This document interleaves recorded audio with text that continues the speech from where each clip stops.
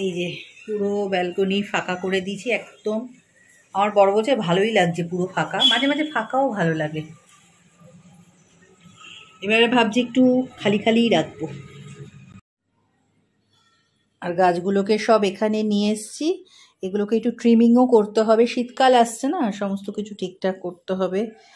আমরা আমাদের প্রয়োজনে ফার্নিচার রাখি, কিন্তু একই সময় না ফাঁকাও ভালো লাগে, মানে বাচ্চারা একটু খেলতে পারে, তাই একটু দেখি কিভাবে কি করতে পারি।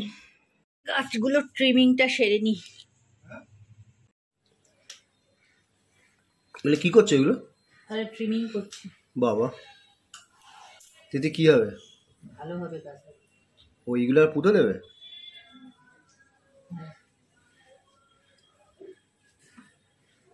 বলছি এই গাছটা তুমি কেটে দেবে।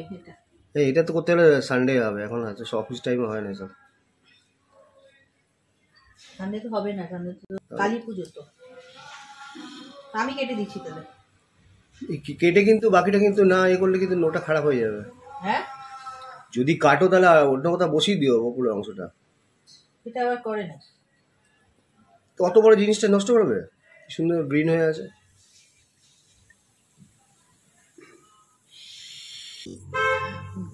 এই গাছটা না একটু অসুস্থ হয়ে গেছে, তাই ভালো করে মাটি খুঁচিয়ে সার দিলাম। এবার একটু ছাদে রেখে আসবো, দেখি।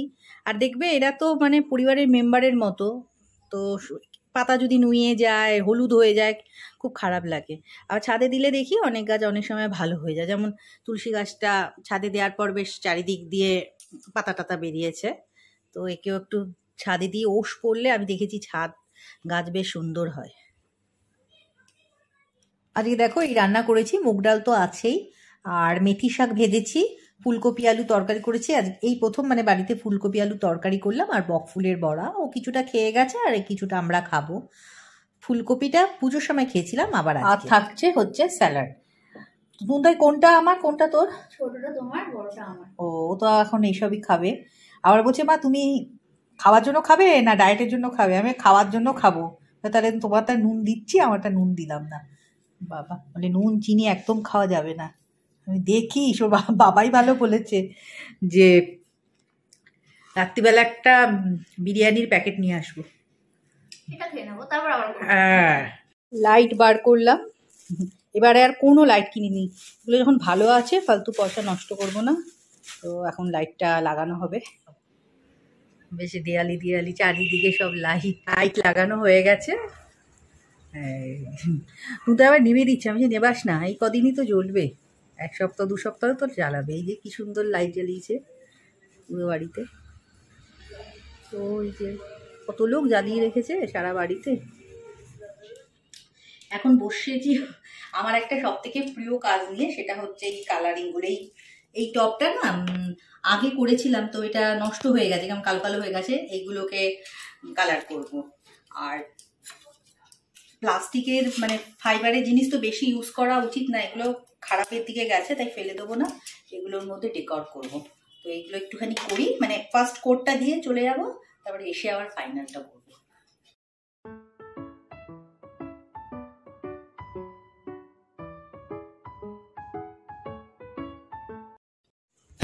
এক কোট করে সব করা হয়ে গেছে, এই দুটো হয়নি, এটা হয়ে গেছে, এই 3টে হয়ে গেছে। এসে আবার আরেকবার কোট করতে হবে।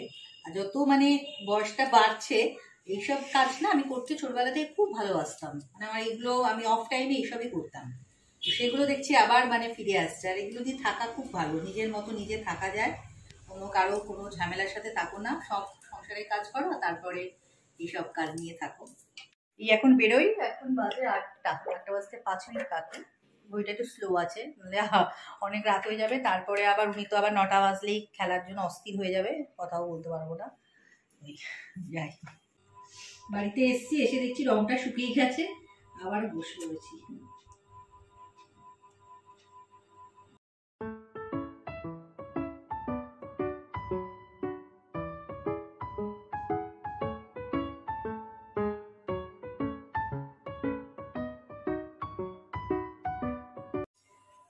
দেয়ালির জন্য এটা কালার হয়ে গেছে, এগুলো শেষ হয়নি, এখনো শেষ করতে হবে। এটা হয়ে গেছে, ফাইনালও হয়ে গেছে, এইটা করা হয়ে গেছে। এই টুকটুক ছোটোখাটো জিনিসগুলো বানাতে ভালোবাসি, বানাচ্ছি। তোমরাও নিশ্চয়ই সাজানোর জন্য ছোটোখাটো জিনিস তৈরি সবাই করে বাড়িতে, তো করছো। তো আজকের ভিডিওটাও এখানেই শেষ করছি। আর এইগুলো করলে না ভীষণ মানে ধৈর্যটাও খুব বাড়ে, কনসেন্ট্রেশন বাড়ে। আজকে ভিডিওটা এখানেই শেষ করছি। তোমাদের সাথে দেখা হচ্ছে পরের দিন। সবাই খুব ভালো থেকো, সুস্থ থেকো। আর